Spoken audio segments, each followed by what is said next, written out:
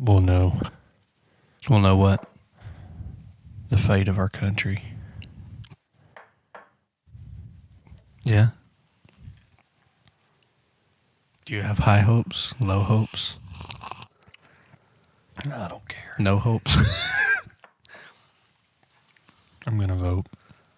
Yeah. That's all we can do. You see the videos about supposedly the election machines messing up? Yep. Seen the dumpsters burning for the drop-offs. All that. They've already started. They've already begun. I feel like there will be a revolution of some sort. You think so? I think so. What is it? What does that mean? What's a revolution in this sense? Small militias rising. Walking in the forest. Walking the forest. Slowly.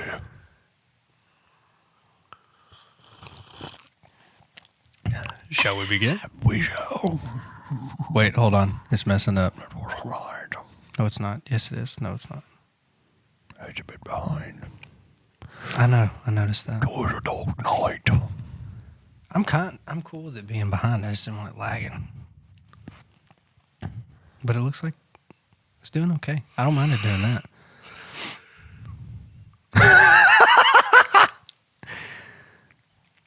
Yeah, I don't care about it being behind. I just didn't want it totally being crazy. All right. Shall we get started? We shall. Okay. Everyone, welcome to Talkback Corner. This is episode 14. I feel like both of us, our eyes are like, I'm still barely out of bed. We have a fun topic for y'all today that we hope y'all can glean something from, but I won't tie us up with a bunch of words, so stick with us. You're listening to Talkback Corner, a podcast by church musicians for church musicians, giving you an inside look into our story and our passion for music. Our goal is to inspire musicians not to just play an instrument, but worship with that instrument and use their talents to further the kingdom of God.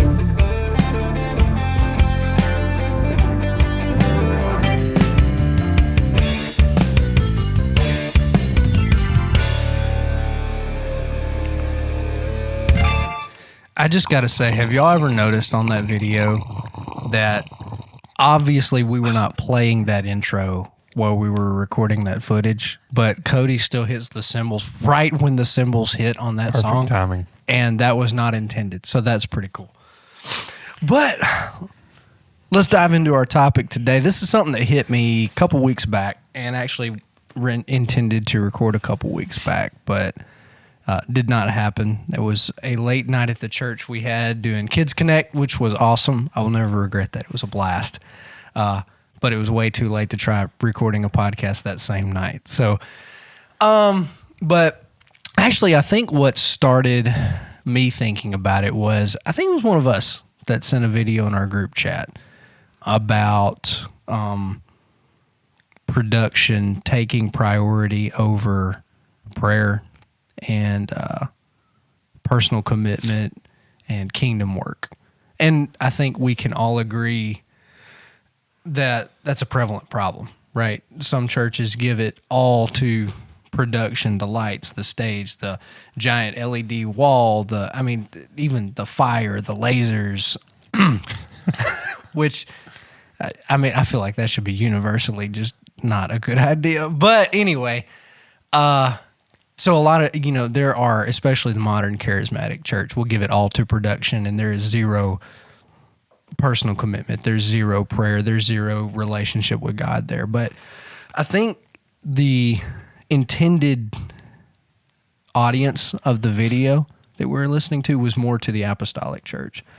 And I see it is being, in some areas it is becoming a problem. We won't name any names, obviously, but you were telling a story recently that you felt like that might have been an issue somewhere you were at. Yeah, we were in the area and had visited an assembly, and it was there was nothing wrong with the service, Yeah. but the atmosphere was very sterile. Is that what you? That's the had word you said? 'Cause used. Yeah, that's the word you used. It was a very sterile environment. It almost felt out of place to clap, or I don't know if it was the way that it had been designed to kind of dampen sound. Tremendous music. Oh, you're talking about the building. Yeah. Okay. Tremendous music, tremendous preaching. All that was great. But there was a sense of production, not production over prayer. I don't want to go that far to say that because I'm familiar with the church, but it is. Felt like that was a priority, right? Yeah. It you just kind of felt like you were walking into something that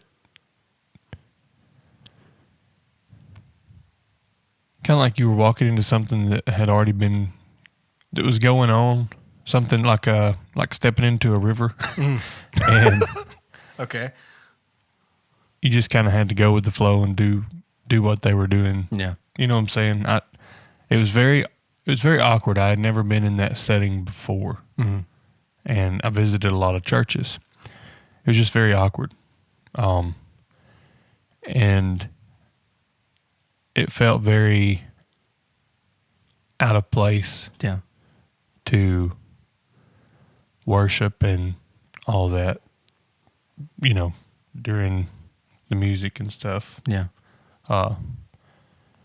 But if you were to grade it on production, they would have rated very high. Oh yeah. 10 Because out it of was 10. very, and watching online, you would think that it's blowing and going, Right. um, Camera angles and such. yeah. I got you. And we did go on a weekend where their focus was more towards like an outreach weekend. Mm-hmm.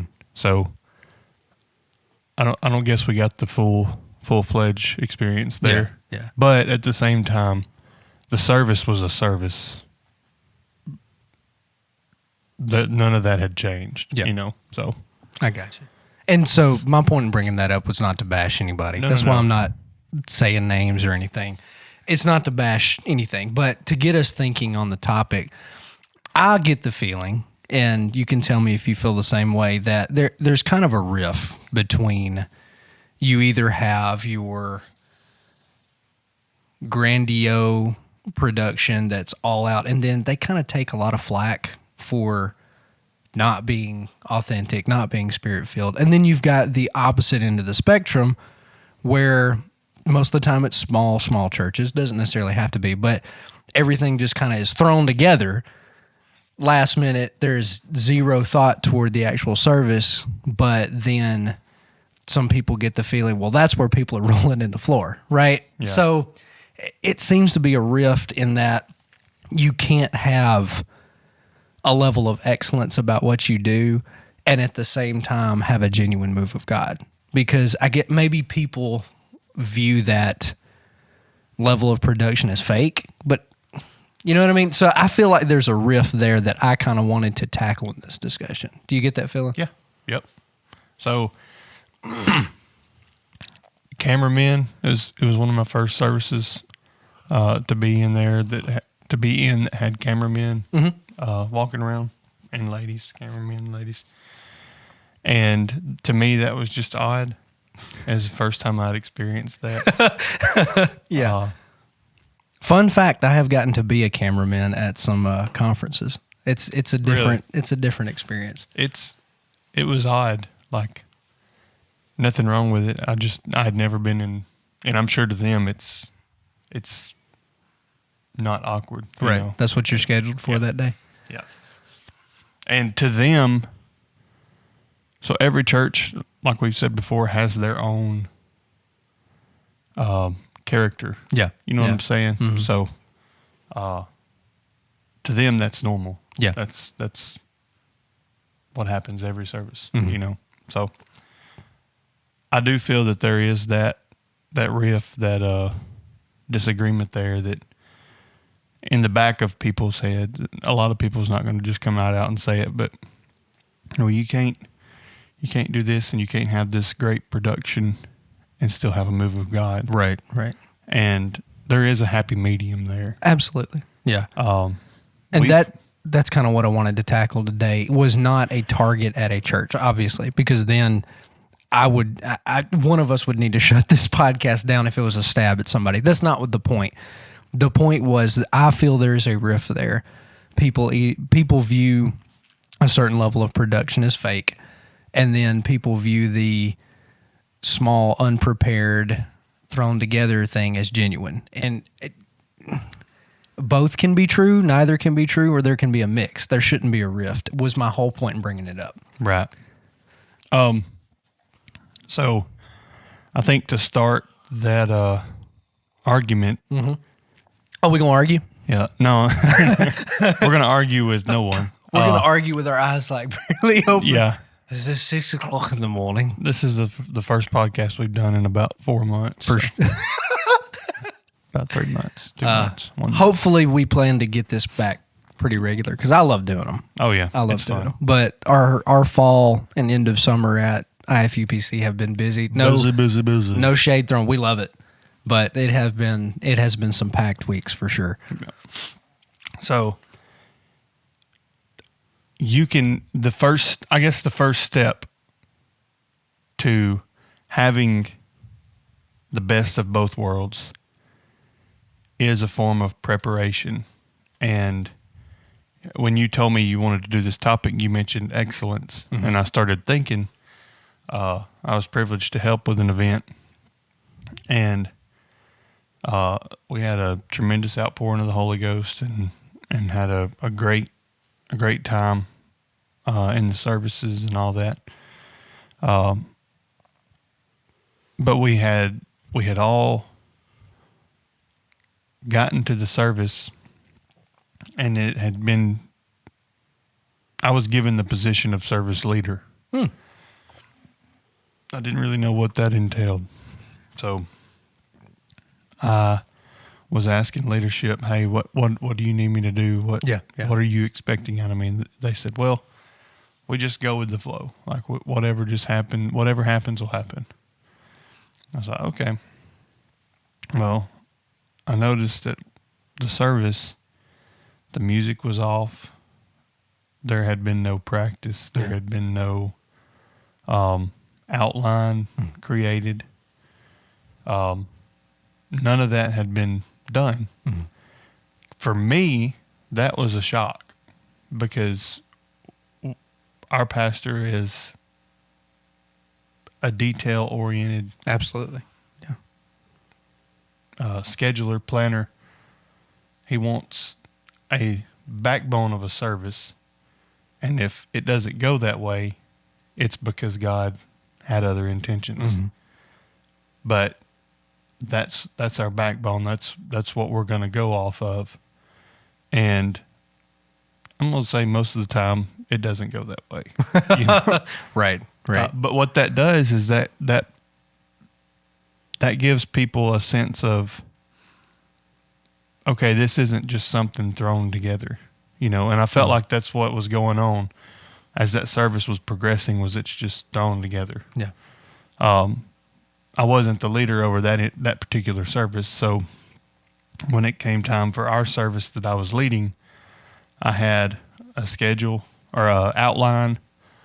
I had talked it through with all that were involved, singers, musicians, the ministry, and still a move of the Holy Ghost.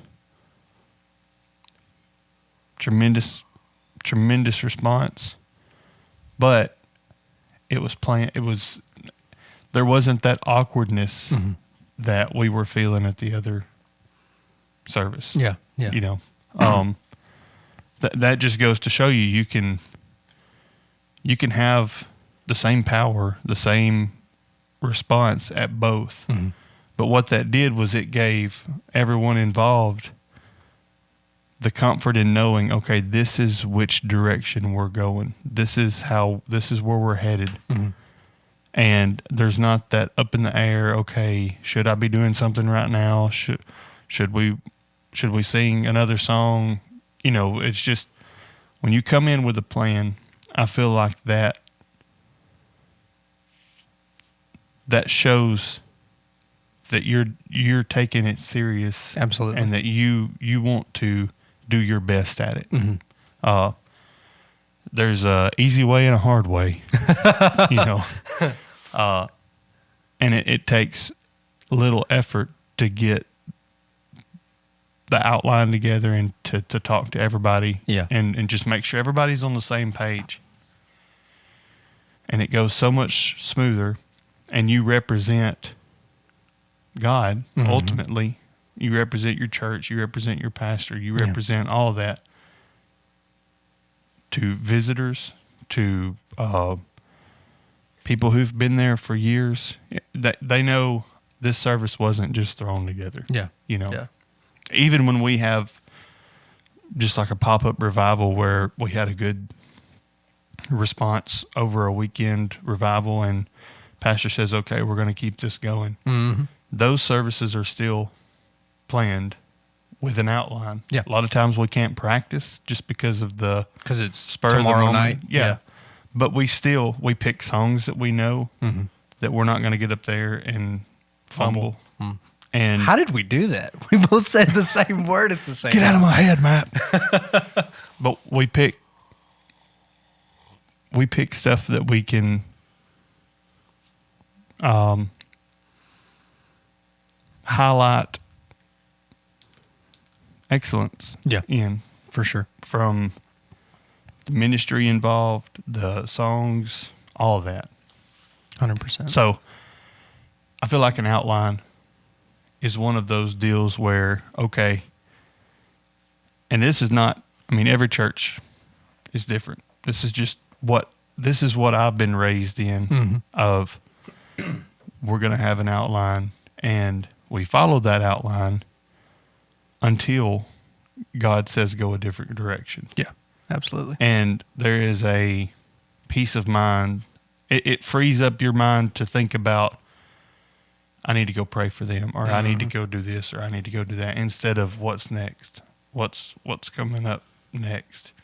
I had Caleb and Jesse had attended a service a long time ago, and best I can remember from their story, the service went on and on and on and on and on. And it was a small country church back in the middle of nowhere. And they said the reason it went on and on and on is somebody would sing a song, get done, and a minister would come up and do like a sneak a preach. And then then he would say, does anybody else have a song? And somebody would go up and sing a song, and it would just happen over and over and over and over. Yeah. And there's a time and place for that. Yeah. I could see that's how we started. That's how church started. That's what our roots was in. But you do have a problem with, I'm going to get up there and sing my song, Right. And if I don't, it's going to hurt my feelings, and I want everybody to see me sing my song, So for sure, there's several different directions we could take with it, specifically and several different directions on this topic, and then several different examples biblically that are true evidence of it. So I like the service outline one because guess who was a genuine stickler for service outline in the Old Testament? God was. Yep. You had the priest in the tabernacle followed the same procedure. Yep. The exact same layout through the tabernacle they would pray through. They would go through this process. And theirs was a little bit heavier because if they messed up, they died. That it kills me when... So I've got two things with that. People that say, well, you don't really need an outline. You don't really need to follow a certain process. I mean, that's kind of directly against the patterns God set in the Bible. He always had an outline, a structure behind something. To the finest Yes, details. to the nth degree. Yeah.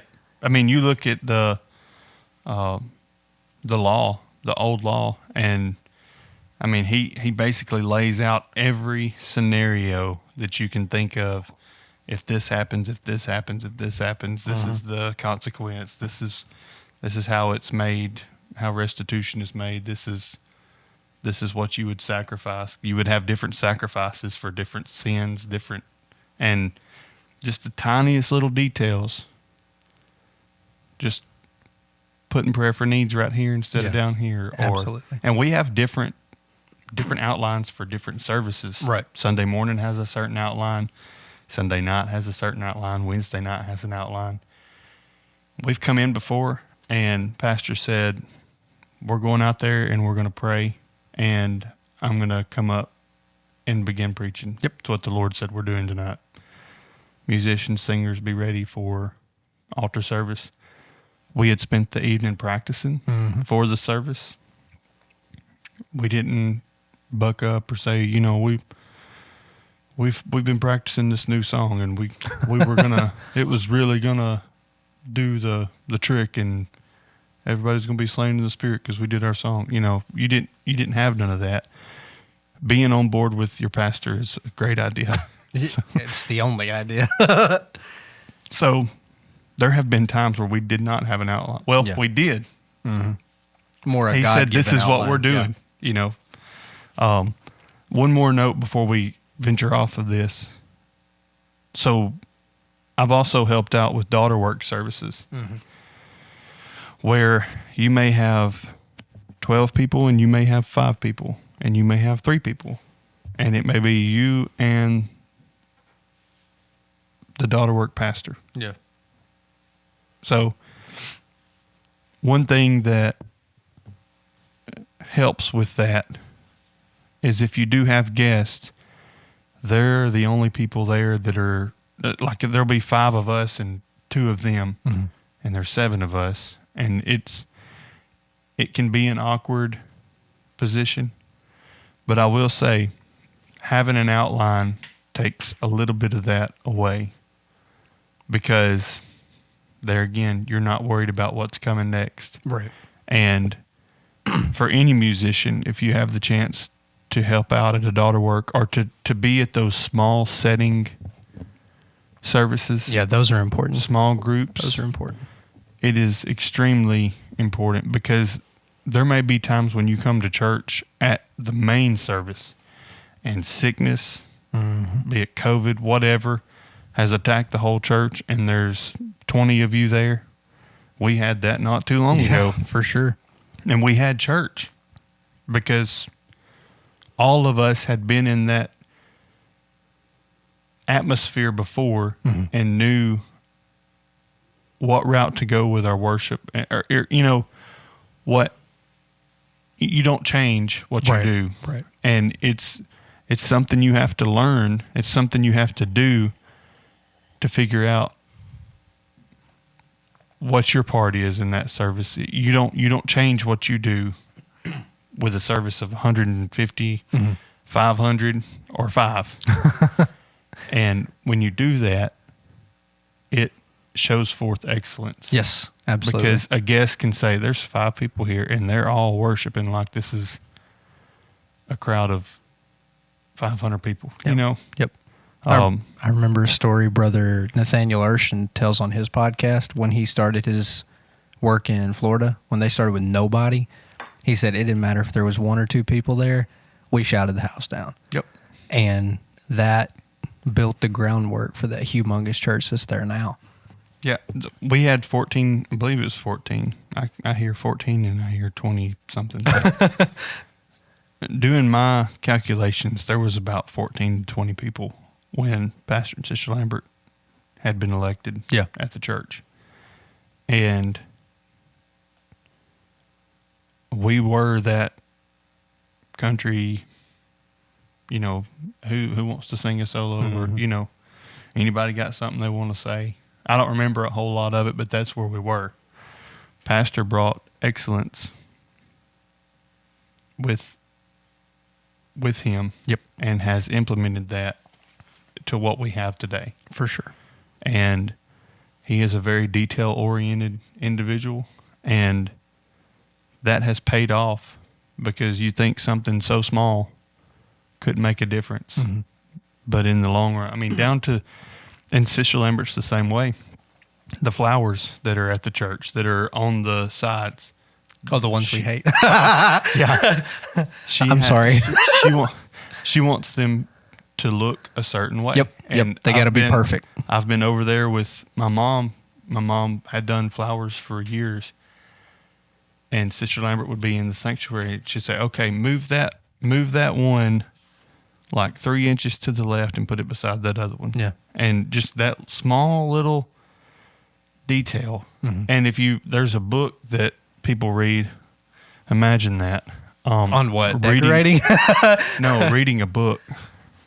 Imagine reading. Audible? I have no idea what the title of the book is. No, I don't know. But it's on, ultimately it's on customer service. Okay. And this guy had, I want to say he had a family restaurant that he had taken over. And he decorated to the detail, to the fine point. He made the customer's experience so great that people never forgot that experience. Down to their car being, and Aunt Christy has talked about it in our Mighty Men meeting. But the hospitality stuff for sure. I am not OCD as bad as my father. But I do have just a little bitty tiny strand of OCD. And we were eating at a restaurant in Florence, Alabama. And I look at the wall and they had wine bottles on the wall, like hanging. But the wine bottles were symmetrical. So they had this type over here, and the same kind was on the other side. This kind over here, the same kind was on the other side. This kind, and it was decorations that they had set up. But if you look at it, they could have just thrown any kind of bottles up there. Mm-hmm. Any different labels, different whatever. But they made them match all the way down. And I seen it, and I was like, they paid attention to the detail. They right. And to me, I was just like, somebody is OCD here. But they took the time to put those up there in that order. Yeah. And we're getting off topic, but I saw that. Like, I recognized that they had taken that time to make those match all the way down, Yep. And it's something that nobody would see. But where I was sitting, that decoration was right here. And so when you're looking around the restaurant and just it was an Italian place, and you see that, and you look closer and you're like, wait a minute, somebody took the time to put all of those the same. Paying attention to those little tiny details can make an impact on somebody. Yeah. And you never know who, but if it's for one soul, it's worth it. It's worth it. Absolutely. But we're not putting wine bottles in the church. No, don't do that. Well, it's the little details that matter. We just talked about how God built a structure for the children of Israel, a structure for their worship, a structure for their services, how they atone for their sins, the sacrifices and offerings. Every little detail was accounted for. So if God cared about the details, shouldn't we? Yeah. Right? And I know we can kind of, like we talked about in the beginning, you can go overboard because if you care about the details too much, but you lose sight of the actual work that's being done, then that flows back into the negative. But I guess I want to make a case for excellence today. So we've talked about service outline, how important, critically important that is. One last note on that, I have a friend that I talk to often. He is a systems guy. He loves the details, the back end building stuff. One of his favorite things to say, I don't think he made it up. I think he got it from somebody else, but he says, we want God to interrupt our services. And when he does, he will interrupt a very well-organized service. A very well-structured, well-organized, well-practiced, well-orchestrated. When he interrupts it, he will interrupt that. Yep. As opposed to whatever willy-nilly thing just started to happen. And it's evident that he is interrupted when you have that structure. Absolutely. Absolutely. So with that, we've talked about how critically important it is for service outline and a service in general. How can we apply that as individuals? You and I are scheduled fairly often on music, myself more now that Sister Leanne's fixing to have a baby. Brother Jesse's kind of still He's out had of a wreck commission. since our last podcast. He has. That's been a long time ago. Wow. So it has been like, It's been a minute. that was Labor Day? Yeah. Memorial Day. One of those two. No, we Whichever did. one's We did the one September. with Andrew and Cade. That was after. we did. That we was did. after. So that was end of September. So it's been a month. Not too bad. But so you and I play fairly often, are scheduled to play drums and piano fairly often. How can our listeners take that and apply that level of excellence organization to themselves specifically? Yeah, we know a service outline should be structured well. We know that our songs should be practiced, but how can we apply this to ourselves? Because it matters there too, right? Mm-hmm. Because we should adopt that same philosophy our church is as well, right? So we should care about the details. Give us some ways we as individuals can do that in our work for the church. So working with my dad through the years at the church. I like the story time. I love it. Here we go. I tell a lot of parables. Hey, just patterning after God. We have he spoke only in parables. We have turned a 2-hour job into a 5-hour job before Okay. because of the details. Yeah. Because of excellence. This isn't, which we've done the same thing at our house. We would turn a 2-hour job into a 5-hour job, especially if it was something with the car or the truck. Automotives, we're just not automotive guys. That was turning those projects. Those projects were longer, not because we were doing excellent work, but because we were messing stuff up. But working at the church, when we built the church, Pastor and my dad, they paid attention to the details, and rightfully so. This was a one-shot deal. Mm-hmm. You know, we couldn't afford to go back and completely redo stuff. We built it ourselves, so we done everything, and learning to pay attention to those details really sped the work up. So if there was something that my dad said, "Hey, go do this," I could go over there and just throw it together. Yeah. Or I could do it to a point where I thought, if my dad looks at this, what's going to be his response? What's going to be Pastor's response when he looks at this? So taking that to our level of playing music or following a service outline. Yeah. What would our pastor want right here in this service? What would be his next move? Mm-hmm. What does he expect from me? He's going to be hearing this song that we're doing when we do it. So we all know what level of preparation we need. How do I need that preparation to excel and to do it with excellence? For instance, we did a new song last Sunday morning, See Revival. Yeah, yeah. I heard that song 4 years ago when it came out, but I have not listened to it since then. Mm-hmm. So, and I'll admit, a lot of times I'm unable to practice the songs before we get to practice. I don't have a drum set at the house, and especially here lately, I've been working a ton of overtime. But for all of our younger musicians, you need to be practicing before every service that you play. Yes. I still practice. I'm just not sitting down at a drum set practicing. So to be fair, every drummer knows that you don't need a drum set to practice. Yes, you're right. Which I did. Yeah, exactly. But I did not. In the terms of practice, the same does not apply to piano. Yeah. I cannot. It doesn't work that way. Get you a little desk mat. You need to get one of those. They like roll out onto your desk. Desk mat piano? Yeah. I have not seen those. So I listened to that song. Mm-hmm. I listened to a drum cover of it. I listened to the song about 20 times. As soon as they sent it out and said, hey, we're doing a new song, I figured out what the new song was, and I started listening to it.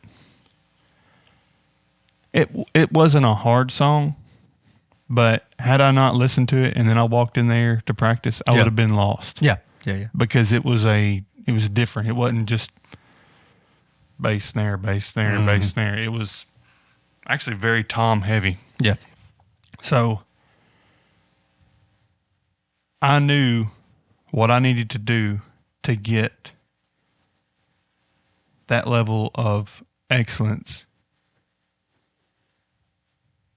to where when we done it in church, there wasn't an awkward, this person does not know this song. Yeah. You know, and we've nixed songs before because we didn't know them like we should. Yeah. You know, And that doesn't always fall on, they can fall on singers, musicians alike.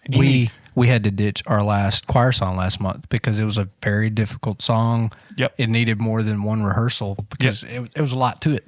And we're not going to go out there. One reason being,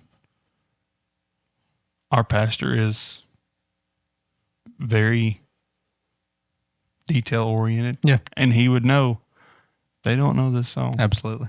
And that would have been a distraction for the service. Which he talked about that Wednesday night, distractions. So as far as musician wise, take an initiative to prepare yourself for excellence.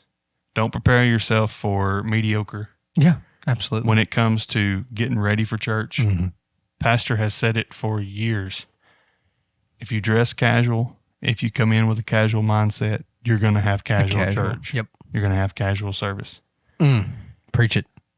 I do have one rotation of suits that it's random. I don't wear the same thing. I switch all of them On third out. Sunday, I wear my dark blue. Yeah, third Sunday, it's dark blue suit, white shirt, and red tie. That sounds like Brother Wallace. He would do that. But while I have the same rotation of clothes, they are the best clothes I have. Yeah.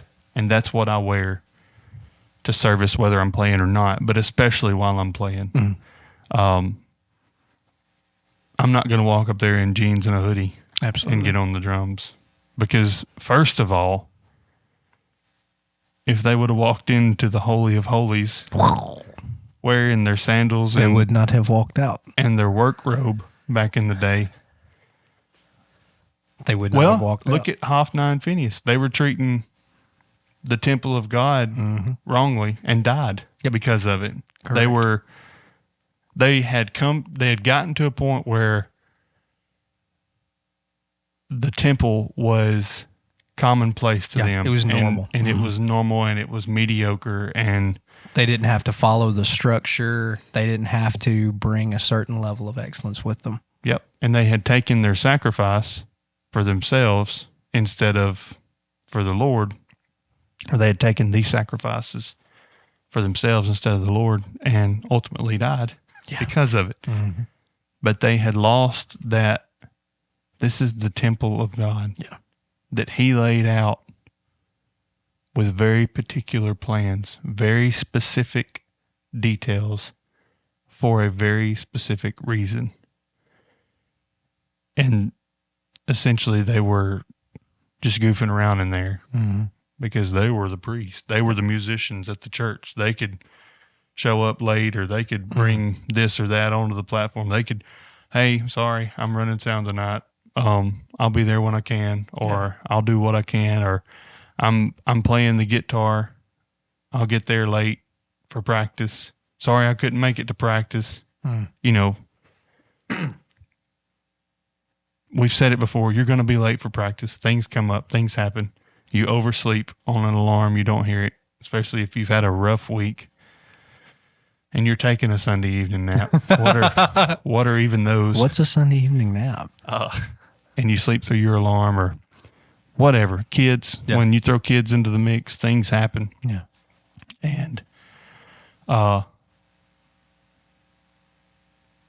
important part is you prepare to where if you are late, you're not going to be the weak link. 100%. You know your song, you know your part, you know. But that I went the long detoured road around to get to that point. Yeah. But have in your mind, honestly, and no, our pastor is not a dictator, but he is our shepherd. Yes, absolutely. And the watchman on the wall.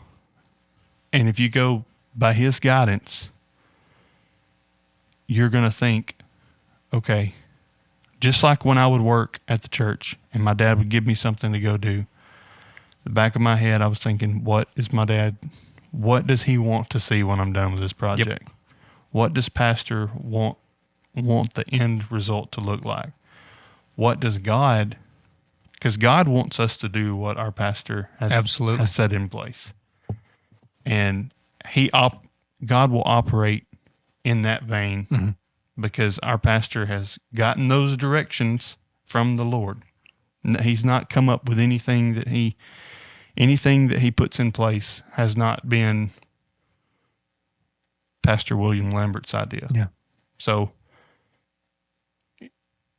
everything down to the way you dress, your attitude, your instruments, everything. What does pastor expect this end result to look like? Mm-hmm. And to me, that would be a good tip because that's what I've done in the back of my mind. What is pastor? If you're part of our, not success, but part of the reason we have such great services is we are all in tune with what's going on. We are all on the same page. Mm-hmm. So, and I can feel it. I know you can feel it because a lot of times we have the same idea. Yeah, it's scary how often that happens. we sing a song, pastor comes up, and he's not going to the next part of the service. Yeah. We don't just stop playing and wait for him to say, okay, we're fixing to do offering. We are playing to the direction he is going. Mm-hmm. So if he's bringing it up and he's promoting worship, we're playing. You get the shout trash crash. Yeah. Yeah. I play that too much, but it sounds so good. Or if it was a slow song and everybody is in a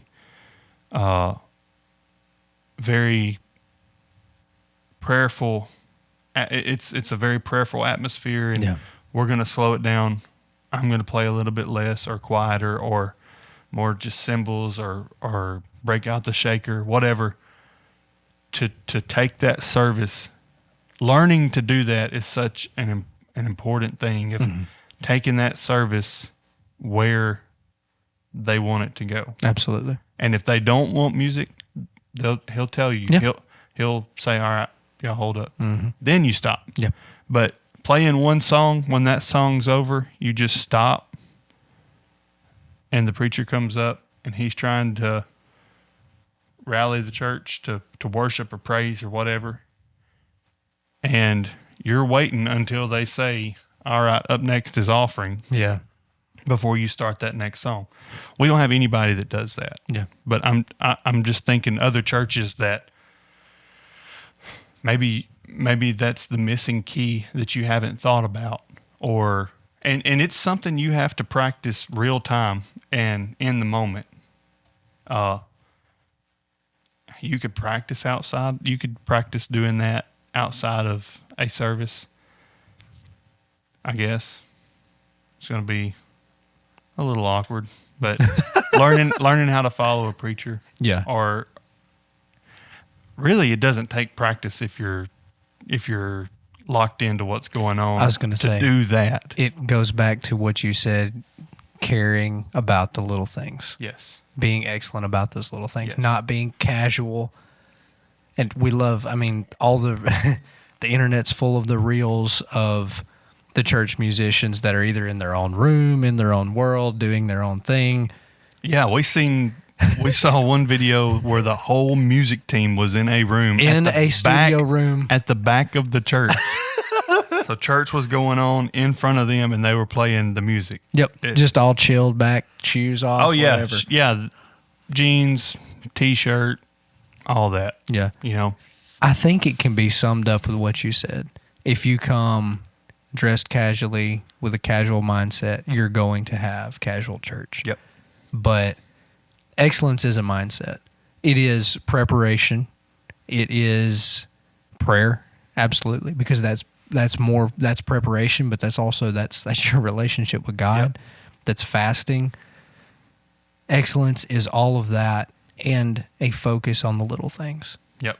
That brings that atmosphere, because you can't anything and that goes for anything in life. You're not going to ever be successful at anything with just a casual mindset. One of the things, because we're going through FPU, I can say this about Dave Ramsey. One of the quotes I love from him is, nothing successful in life is ever unintentional.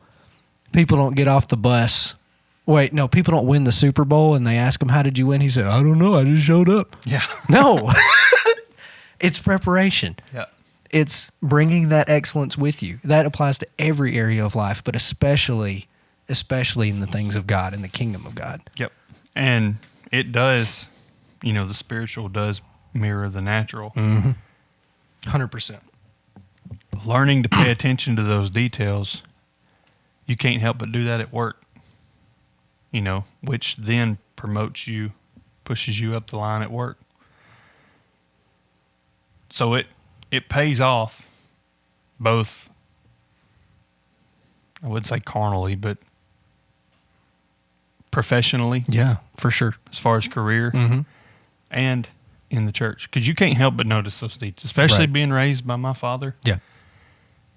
I drill and tap a hole, and if it's all messy and dirty, I'm going to... Or if the screw goes in at an angle. Yeah, I'm re-drilling and re-tapping. Yeah. Or, it's just the tiny details make the difference. 100%. I think it can be, I like that, intentional excellence. Yeah. I think is what it can be said as. You go on a cruise, which I've never done. Where are we going? I want to. You walk in your room, it's a made-up bed, it's a clean bathroom. They're in the same room because they're so small. And you're like, oh, they cleaned the room. Cool. But if you walk in that room and they've got little animals made out of the towels, and they've put a little basket of goodies or whatever, you're like, oh, wow, they got it going on. Yep.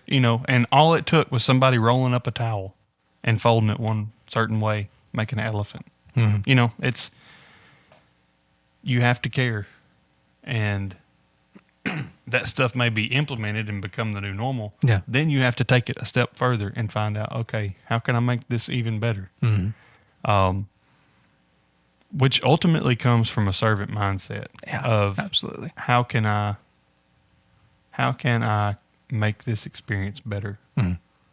What can I do to make it excellent? Yeah. So I love that summed up as intentional excellence. And that's something that you have to have in your personal life to get anywhere. And I think God intended for us, his people, to be intentionally excellent. There is a reason that he gives his people favor over the rest of the world.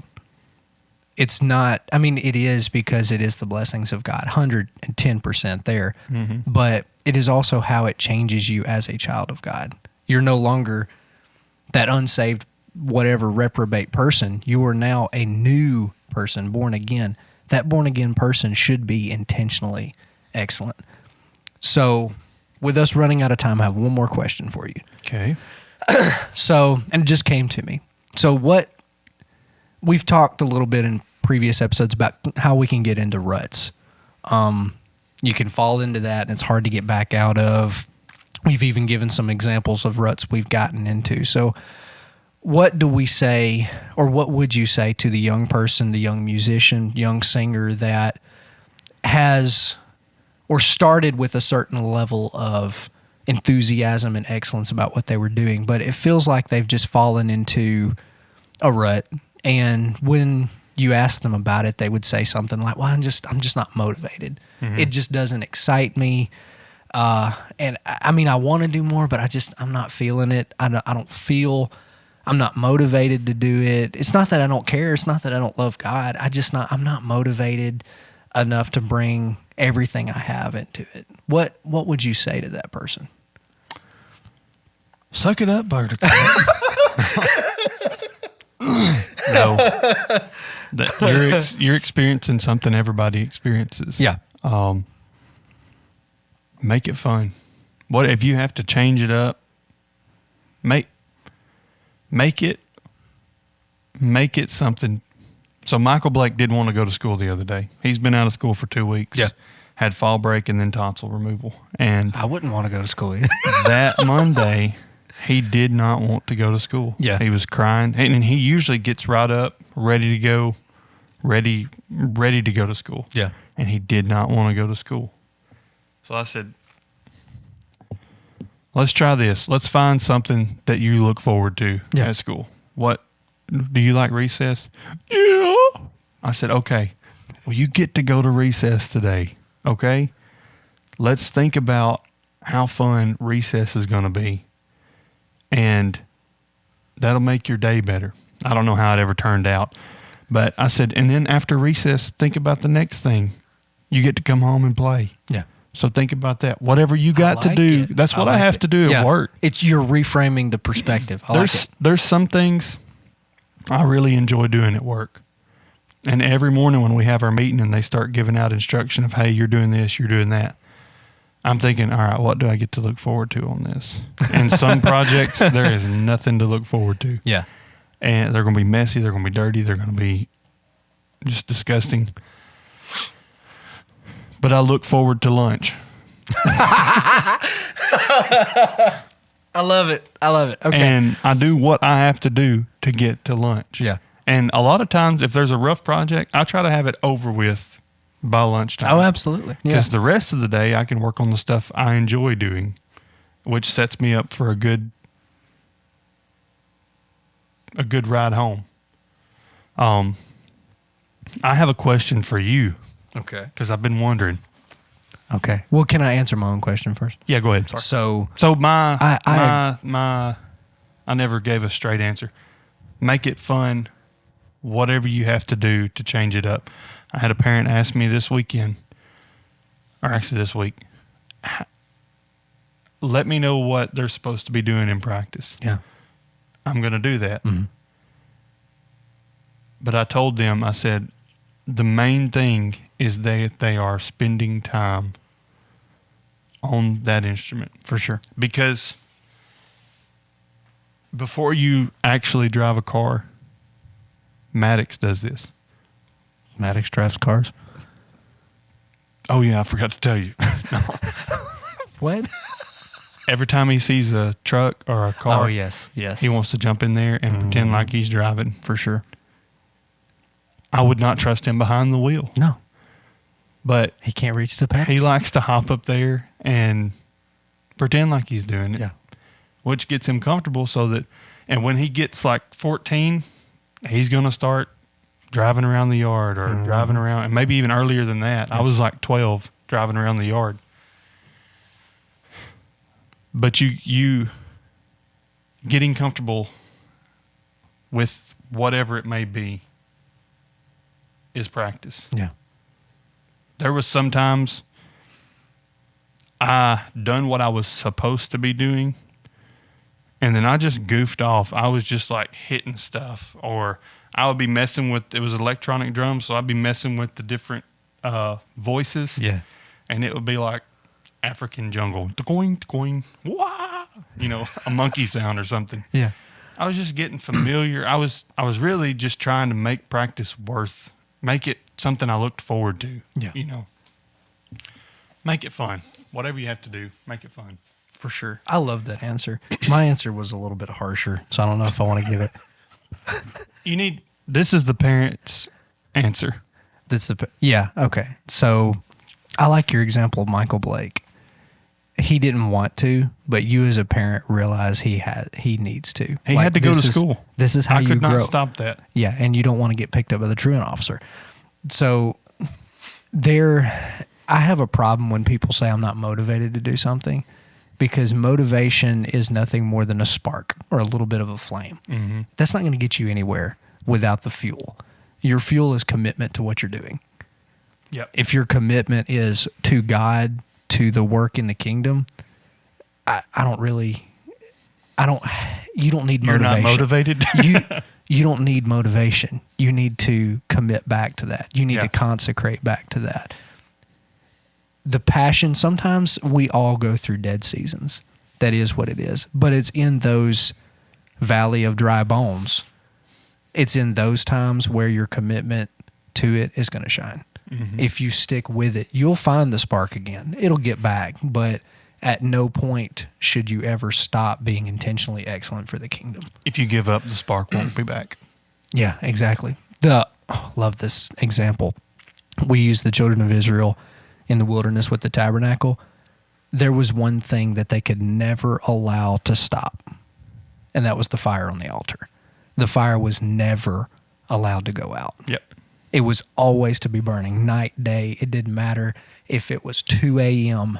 and everybody was exhausted from walking all day long. Somebody had to get up and fuel that fire. Mm-hmm. So you can't allow your fire to go out. And that's intended.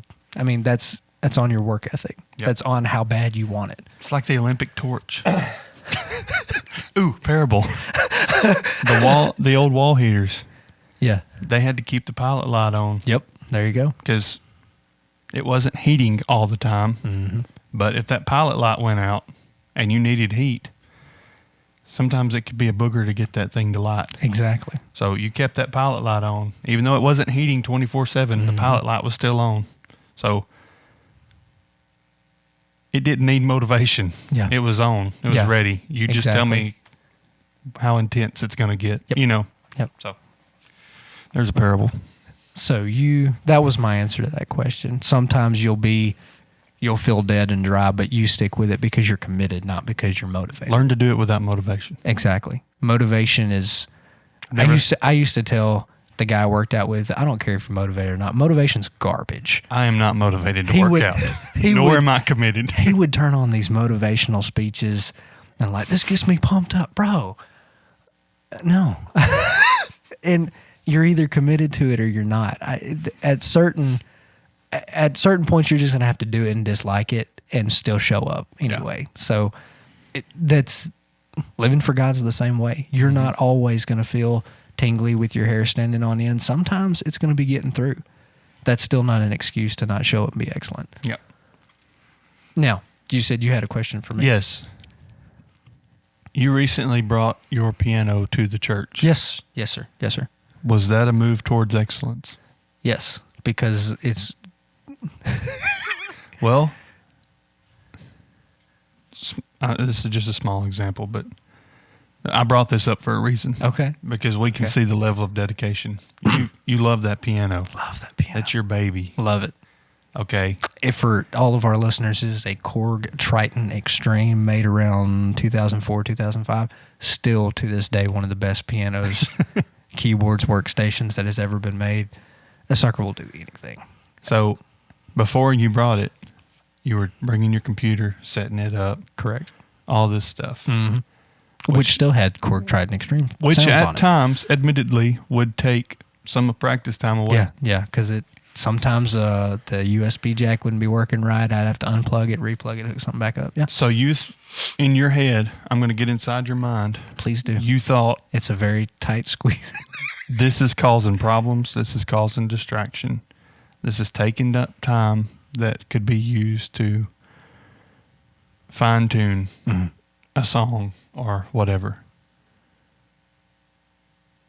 I'm going to sacrifice something that I cherish. And by sacrifice, I mean you're taking it over there. You're not donating per se, but you're putting it in the hands of other people Yeah, absolutely. for the betterment, for the excellence of individual services. One service, that one service, it'll make the difference. That one service where we needed 5 minutes of practice on a song that we wouldn't have gotten if the computer was shutting down or the USB deal was messing up, to save one soul.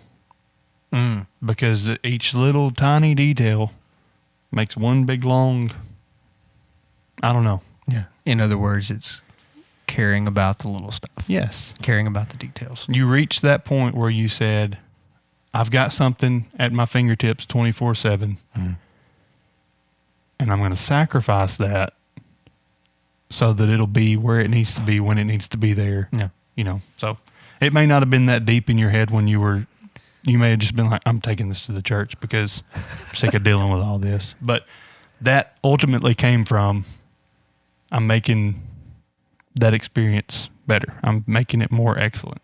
Well, truthfully, it wasn't that deep, but it was a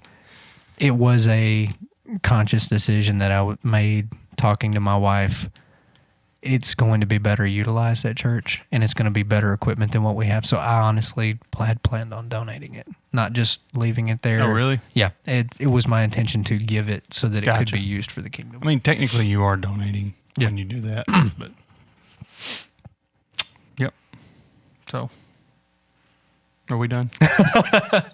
We are. Man, it's been a fun conversation. I kind of like the format of asking you questions and Me giving and then- parables. and you giving parables about pilot lights and working with your father. I love it. Look at this podcast. The details that we've changed. That's true. There you go. Not that they were. We've upgraded the table, upgraded the lighting. I'm still waiting on a camera upgrade. I'll work on that. But just to make the your, video's better. just to make your experience better. It's about intentional excellence. Yep. I think we can sum it up with that. We appreciate everyone listening. Guys, as Pastor Lambert always says, may you pour out before the Lord with all that you do, your praise, your worship, your practice, and we pray that you have an amazing service on Sunday.